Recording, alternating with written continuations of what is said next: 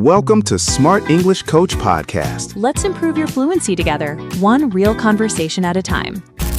Hey, welcome back, everyone. You're listening to the podcast that helps you speak, think, and feel English, not just study it. I'm Michael. And I'm Sarah. And if this is your first time here, welcome. You are in the right place. We are so happy you found us. So today, I have to say this.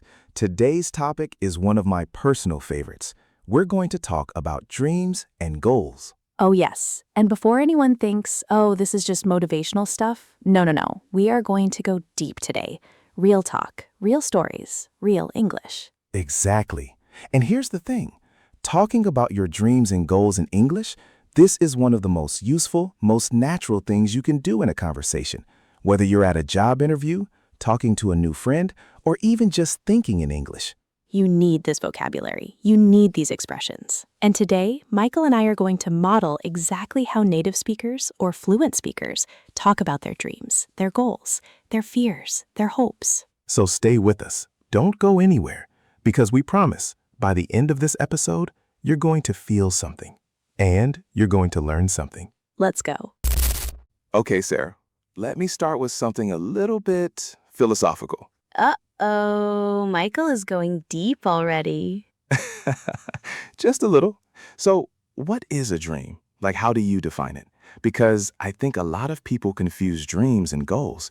They think they're the same thing. That's such a good point. Okay, so for me, a dream is something big, something emotional. It's like it lives in your heart, you know?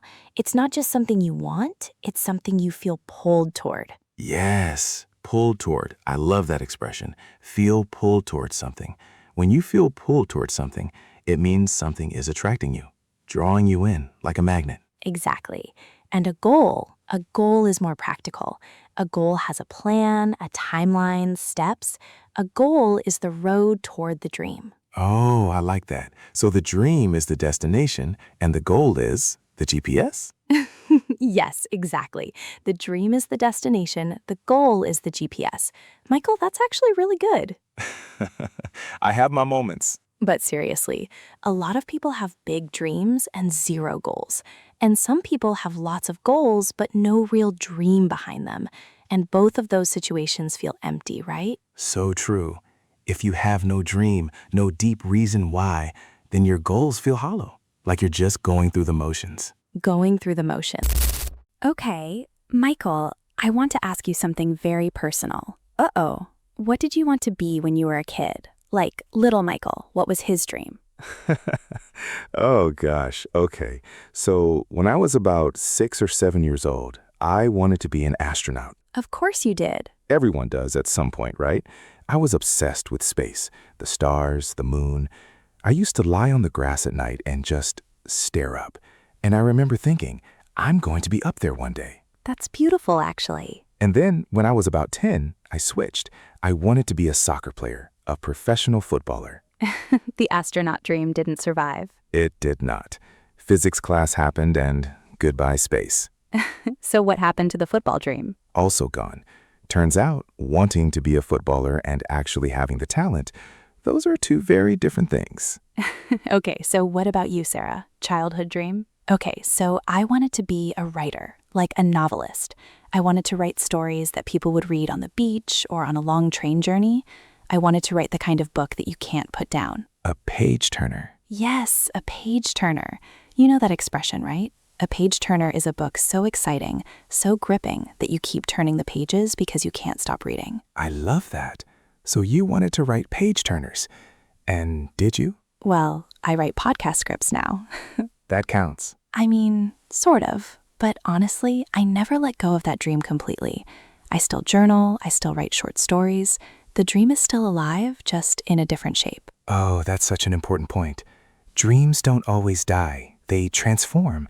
They change shape as you grow up. Yes, and that's okay. That's actually really healthy.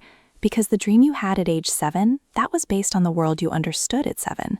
As you learn more, as you experience more, your dream gets more specific, more personal. More yours. Exactly, more yours. Okay, I want to talk about something uncomfortable now. Good. Uncomfortable is good. That's where the real stuff lives. Fear. Let's talk about fear in dreams, because I think the number one reason most people never chase their dreams, the number one reason is fear. 100%. And not just one type of fear, many types. There's fear of failure. What if I try and I don't make it? There's fear of judgment. What will people think if I say I want to do this big thing? There's fear of the unknown. I don't know exactly what the path looks like, so I'm not going to start. And then there's this really sneaky one, fear of success, which sounds crazy, but it's real. Wait, explain that one. Fear of success. Because some people might think, how can you be afraid of success? That's what you want. Right. It sounds strange, but think about it. Success means change. If you achieve your dream, your life changes. Your relationships might change. Your identity changes. And change is scary, even when it's good. Oh, wow. That is so true. I never thought about it that way. Some people actually self-sabotage. They get close to their goal and then they do something to mess it up. Because deep down, the change feels too big. Exactly. They self-sabotage. That's another great expression, to self-sabotage. It means to do things that hurt your own chances of success, to stand in your own way. Stand in your own way. I love that one. So, Michael, have you ever been afraid to chase something you really wanted? Honestly, yes. When I first started doing this, podcasting, speaking, creating content, I was terrified. I thought, who am I to do this? Who is going to listen to me? Imposter syndrome. Classic imposter syndrome. That feeling that you're a fraud, that you don't really belong, that someone is going to find out you're not as good as they thought. And almost every successful person has felt that at some point, which is both comforting and kind of crazy when you think about it. It is. But the key is to feel the fear and do it anyway. I heard that phrase years ago and it really stuck with me. Feel the fear and do it anyway. Feel the fear and do it anyway. Because the fear doesn't actually go away. You don't wait until you're not scared. You just move forward scared. Exactly. Courage isn't the absence of fear. Courage is moving forward in spite of it. Hey, quick pause. If you're enjoying this conversation, if you're learning, if you feel like this is helping your English, please give this video a like. It honestly makes a huge difference for us. And subscribe if you haven't already. Hit that bell icon so you never miss a new episode. We put a lot of love into every conversation, and we want you to be here for all of it. Okay, back to dreams, because we're not done.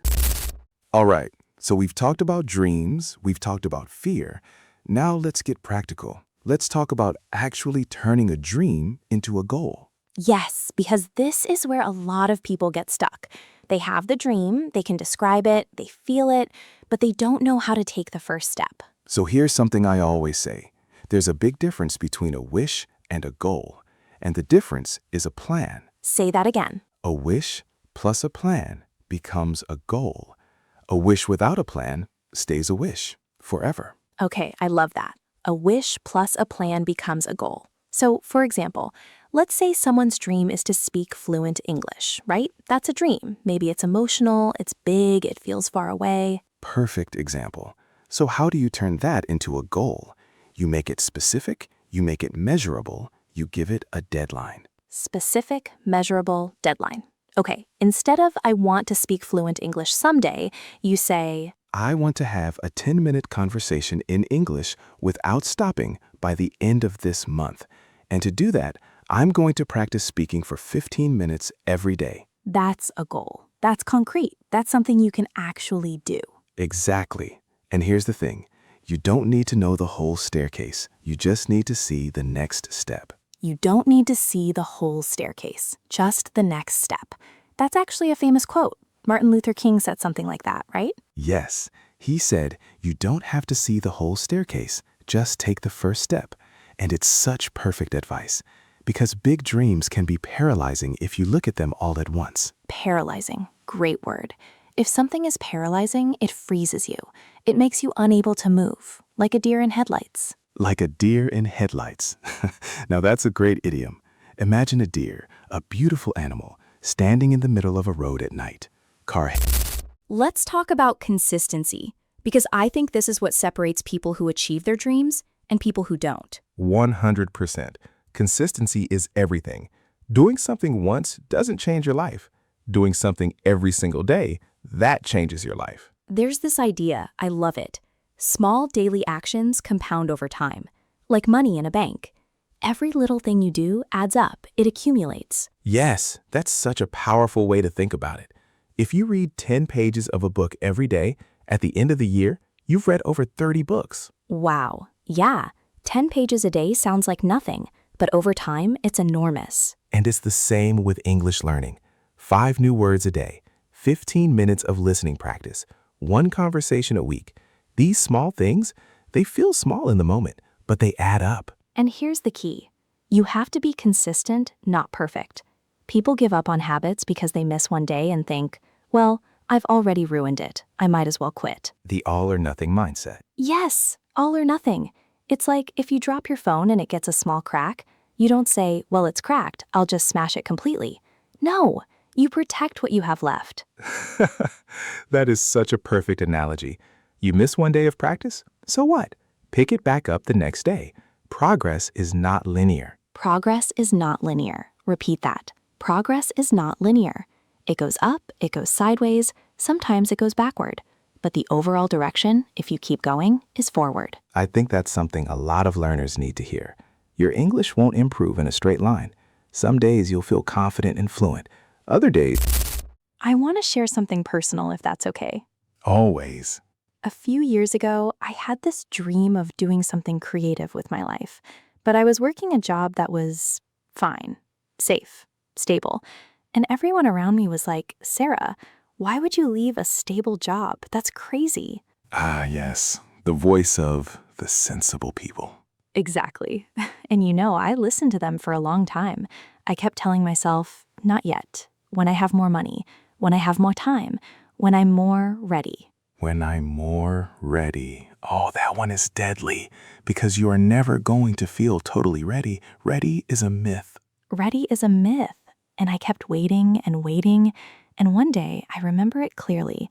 I was sitting at my desk at work and I thought, if I do nothing, 5 years from now, I will be sitting at this same desk having this same thought. That's such a powerful moment of clarity. And that was my turning point. I called it my enough is enough moment. I decided to take the leap. And of course, it was not perfect. It was messy and scary, and I failed at several things. Take the leap. I love that expression. To take the leap, it means to make a bold, brave decision. To jump even when you're not sure where you'll land. And I didn't land perfectly, but I landed, and I kept going. And here we are. Here we are. And I think your story is so relatable because so many people are sitting exactly where you were, comfortable but not happy, safe but not fulfilled. And there's a difference between being comfortable and being happy. Comfort is a state. Happiness it's movement, it's growth. Growth. That word keeps coming up when we talk about dreams and goals. Because to achieve your dream, you have to grow. You have to become someone new, someone slightly bigger than who you are today. Okay, practical question. Sarah, how do you stay motivated when life gets hard, when things don't go as planned? Great question. Okay, so the first thing I do is I go back to my why. Why did I start this? What was the original reason? Because when you lose motivation, it's usually because you've forgotten your why. Your why. That's so important. People often know what they want to do and how they want to do it, but they forget why it matters to them personally. And the why has to be deeper than money or status or impressing people. Those motivations, they run out. They run out, exactly. Shallow motivations don't last. If your only reason for learning English is to put it on your resume, that might not be enough to keep you going at 2 a.m. when you're tired and frustrated. But if your reason is, I want to communicate with my partner's family, or I want to study abroad, or I want to understand my favorite movies without subtitles, or even I want to feel confident in myself. Those are emotional whys. And emotional motivations, much more powerful. Much more powerful. The second thing I do to stay motivated, I celebrate small wins. Oh yes, this is so underrated. Underrated, that's a great word. Something that is underrated is something that people don't appreciate enough. They don't give it enough credit. And celebrating small wins is definitely underrated. We're so focused on the big goal, the destination, that we forget to enjoy the journey. Enjoy the journey. Easier said than done, right? But it's so important because the journey is where most of your life actually happens. The destination is just a moment. Wow, say that again. The destination is just a moment. The journey is where your life happens. That's beautiful, Sarah. Honestly. Thank you. I do have my moments too. Let's talk about something that is ruining a lot of people's dreams right now: distraction. Oh, here we go. We live in the most distracted era in human history. Your phone, social media, notifications, everyone and everything competing for your attention every second of the day. And attention is a resource. It's limited. It's precious. And most of us are giving it away for free to things that don't serve our dreams at all. That's such a powerful way to put it. You're giving your attention away for free. Every time you mindlessly scroll through your phone, you are spending time you could be spending on your dream. Now, I'm not saying social media is evil. I'm not saying that. But intention matters. Are you using it with a purpose, or are you just floating through it? Floating through it. I like that. Just drifting with no direction. And discipline? Discipline is the bridge between your goals and your dream life. But discipline gets a bad reputation. People think discipline means being hard on yourself, being strict, no fun, no rest. But that's not true, is it? Not at all. Real discipline is about structure. It's about making agreements with yourself and keeping them. It's about saying, this hour, this time, this space is for my dream. It's like self-respect in action. When you keep promises to yourself, you build trust with yourself. Oh, I love that. Discipline as self-respect. Because think about it. If a friend kept canceling on you, kept breaking promises, you'd stop trusting them, right? Of course. It's the same with yourself. Every time you say, I'll start tomorrow, and you don't, you're breaking a promise to yourself. And slowly, you stop believing in yourself. Wow, that hit differently. That really hit differently. To viewers, hit differently, that's a really modern, casual English expression. It means something affected you in a deep or unexpected way. Okay, I want to address something that I know is on a lot of people's minds because I get this question all the time. Michael, I'm 35. I'm 45. Is it too late for me to chase my dream? And I feel strongly about this. The answer is no. It is not too late. Emphatically no. And I know that sounds like something people just say, but let's look at facts. Vera Wang, the famous fashion designer, she didn't design her first dress until she was 40 years old. Julia Child, the famous chef, she published her first cookbook at 49. Colonel Sanders, the founder of KFC, he started his business at 62 years old. 62. So when you tell me you're too old to start, come on, you're not too old. You're just afraid, which is completely human and completely understandable. And you know what? When you're older, you actually have some advantages. You know yourself better. You've made your mistakes already. You have life experience that a 20-year-old simply doesn't have. Experience is a superpower. It really is. And the same goes for English learning. I hear people say, I'm too old to learn a new language, and that's simply not true. Adults learn differently than children, yes, but we can learn, we can improve, we can become fluent. It just requires consistency and the right mindset. Mindset. There's that word again. Your mindset is everything when it comes to dreams and goals. If you believe you can, you have a chance. If you believe you can't, you've already lost. Okay, before we wrap up, let's do a quick review of some of the expressions we used today, because that's what this is all about, building your English vocabulary naturally. Yes, let's do it. First one, feel pulled towards something, meaning to feel naturally drawn to something, attracted, like a magnet. Use it like this. I've always felt pulled towards music. I don't know why, I just love it. Next, going through the motions, doing things without real feeling or purpose. I was going through the motions at my old job. I showed up, I did the work, but my heart wasn't in it. A page turner, a book, or anything so exciting you can't stop. That novel was a total page turner. I stayed up until 3 in the morning. Self-sabotage, when you do things that hurt your own success. Every time I get close to finishing my project, I find distractions. I think I'm self-sabotaging. Like a deer in headlights, completely frozen by surprise or fear. When my boss asked me that unexpected question, I was like a deer in headlights. Back to square one, returning to the beginning. The plan didn't work, so we had to go back to square one. Take the leap. Make a brave decision, even when you're unsure. I was scared, but I took the leap and applied for the job. Best decision I ever made. Now it's your turn. We want you to practice. Here are some questions to think about. And please, write your answers in the comments. We read every single one. Question 1. What was your childhood dream? Did it change as you grew up? Question 2. What is one dream you have right now for your life or for your English? Question 3. What is one small step you can take this week toward that dream? Just one step. And question 4. Have you ever felt like a deer in headlights when speaking English? What happened? We all have, we promise. All right, everyone, let's bring it home. Today we talked about dreams and goals. What's the difference? A dream is the deep emotional pool, and a goal is the plan that takes you there. We talked about the fear that holds us back. Fear of failure, fear of judgment, fear of success, and how courage isn't the absence of fear, it's moving forward in spite of it. We talked about consistency, about small daily actions that compound over time, about celebrating small wins, about never waiting until you're ready, because ready is a myth. We talked about distraction, discipline, and the power of knowing your why, your deep, personal, emotional reason. And we talked about the fact that it is never too late. Never.